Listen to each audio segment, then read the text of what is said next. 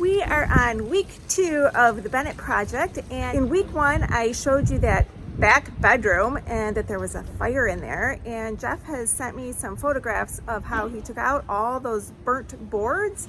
So I'm guessing when we go in there today we're not going to see that fire damage anymore. And I was very excited that when I made the video for week 2 I found theme music for Raphael, who is our master plaster, and that's actually what the song says, because Raphael is so good at doing plaster. And I need to think of a theme song for Jeff, who is our head renovator in there, our supervisor. Please make a comment below. Give me some good ideas, you guys. Jeff needs his own song, and I'm guessing Raphael didn't even hear his song. I don't even know if Jeff watches himself on these videos. I kind of don't think he does. He's the star and he doesn't even watch. Well, we'll see. Let's go in there and see what's been going on. So Raphael, I have a question for you. Yes. Did you see the video last week? No. You didn't? I have a new theme song for you. Really? Yes. Where It's can I all find yours. it? Where? I'll get it for you. I'll send it to you. Oh, thank you. But Raphael, meet Raphael, our master plaster. I'm the master blaster. I'm here to see. Rocking the bass for everybody. All right, so I'm gonna go find Jeff.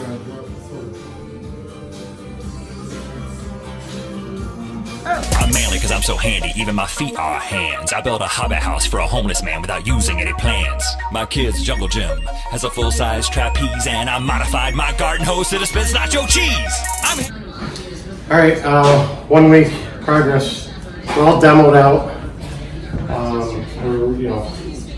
All the cabinets, everything that was taken out of here except for a little bit of plumbing was already gone. And I'm starting to put doors together. We showed there were some pocket doors, and when there's a pocket door, there's no studs in the walls or anything, so I put studs in the walls and framed up the door. And this is what we're doing with the bedroom here.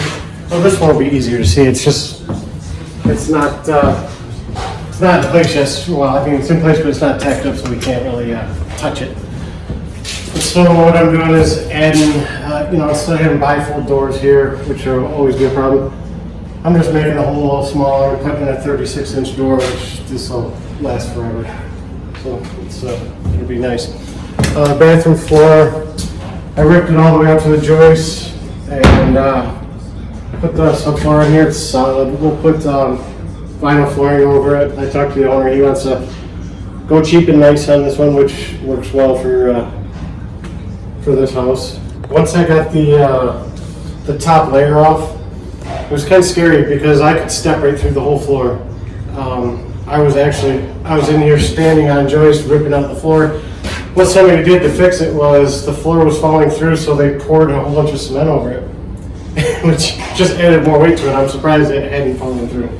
The toilet was falling through on the back side.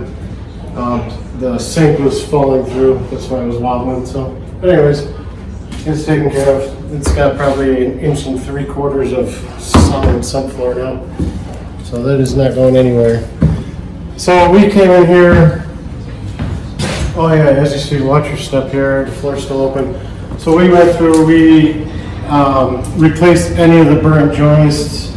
The walls. I sent you pictures of the walls and stuff. So. I like it. Come on. I love it. Let me hear it. I like it. One more time. I love it. Come on. So every bit of lumber that was inside the wall that was burnt has been replaced. All the wiring in this area has been replaced. And we're going to close this up, screw this down. This will get carpeted over. A little bit over here is burnt floor, but that'll get carpeted over, and we'll kill it so the smell's gone. And it's safer too. When you use kills, none of that smoke damage can leak out into a room. Right, exactly. It encapsulates it. So and we use oil-based kills also, which basically, it seals it. Nothing's ever going to happen with it. So believe it or not, we already went through and washed these ceilings and walls in here because there's so much soot. I just know if we were going to start to paint it, it was going to mix with our paint and it wasn't going to be good. So this is washed. So, but now at this point, we'll be able to paint it and with no bleed through. So I think Raphael's probably mixing mud right now. We'll get this floor covered up today. So I mean, all the structural is done, all the electrical's done. I cut all the plumbing out of here Friday, and I started running new plumbing. I should have the rest of that run today. Is there anything to see in the basement? There's a little bit, yeah. You know how these go. It doesn't look like nothing's happening in a week really, but it's because everything's internal that's happened, and then by the end of this week we'll be painting and so I figured it'd be 3 weeks. I still think it's going to be 3 weeks.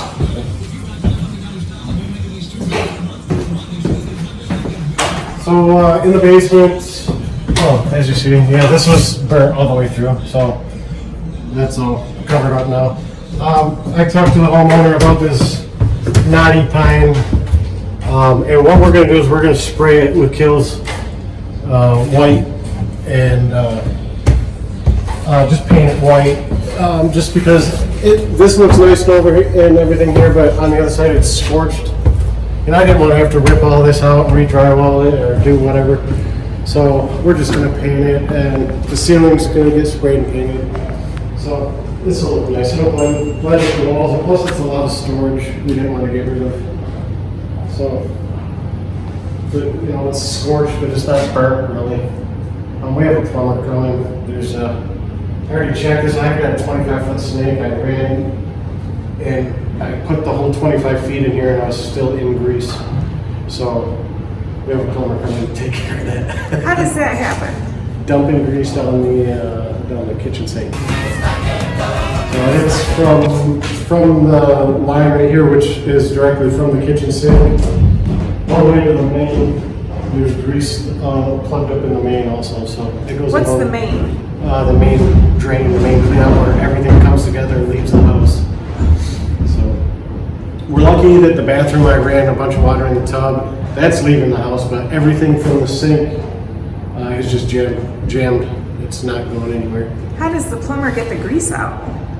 He's got a special head on his snake, and it just kind of whips it up, and we just run water, and it forces it through the line and pushes it out into the alley, or into the main drain in the alley. So. Not bad. What's all this? This is all the plumbing we cut out was galvanized. We didn't have any leaks. There was a little bit of copper, but as I opened up the plumbing in the bathroom to replace the shutoffs, I realized how plugged a lot of these pipes are. You can see, it's going to be a little hard for you to see. So you can see how plugged that is. And the problem with that, we didn't have leaks, and we had decent water pressure everywhere, but once I start putting in new fixtures, anytime you mess with plumbing, it disturbs a bunch of this stuff. I put in new fixtures, and it plugs the handles and the screens, and I'm spending all kinds of time taking it apart and cleaning them out, so I just cut all this out. Essentially it was going to be a problem in a couple of years anyways, with water pressure and stuff, so cut it all out. I'm running new plumbing everywhere. It'll be fresh. This stuff never corrodes inside like the old galvanized did. And it'll be good. And another thing about like this PEX also, for any reason this house freezes in the wintertime, this stuff rarely ever breaks. Whereas galvanized will pop and crack. So, we've got water on right now and everything too. So, this room, we just got stuff cleaned out. It's a nice old sink, but we're getting rid of it just because it's rusted, and it'd just be nicer to have a new, fresh one in here. It's actually porcelain coated cast iron, and it's actually probably a sought after type of sink. Have you had any sightings of that groundhog? No, I haven't seen him, but I haven't been looking for him. I've only been back there, now that we got the power on, I was only back there I think 2 days last week, so having the power on is nice. I don't have to bring the generator. So you see we got this old drywall now. You can see some of the beams we repaired. So we cut the beams back to where they were damaged. We staggered them, which helps for strength. We put 6-inch lag bolts through them to tie everything together. They're actually up on the ledge here, so I mean it's as strong as it was originally.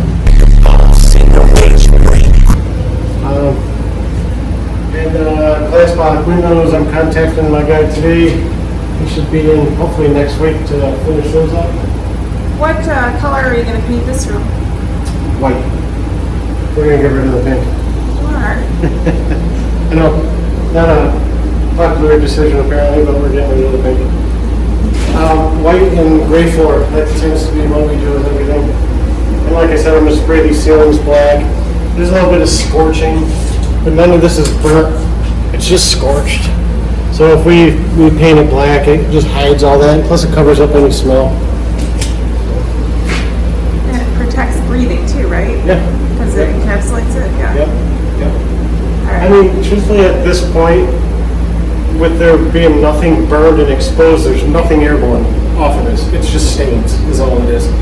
So that's why we cut out the burnt stuff, because the burnt stuff is what creates little microscopic airborne particles. So, but we don't have that anymore. So, and actually, I can tell just by working in here. The first few days when we had all that burnt wood in here, I was going on. My nostrils were black, even wearing a mask. But that's ever since we got rid of all that black stuff. That's not happening anymore. So, it's good. And I think that's it on this one.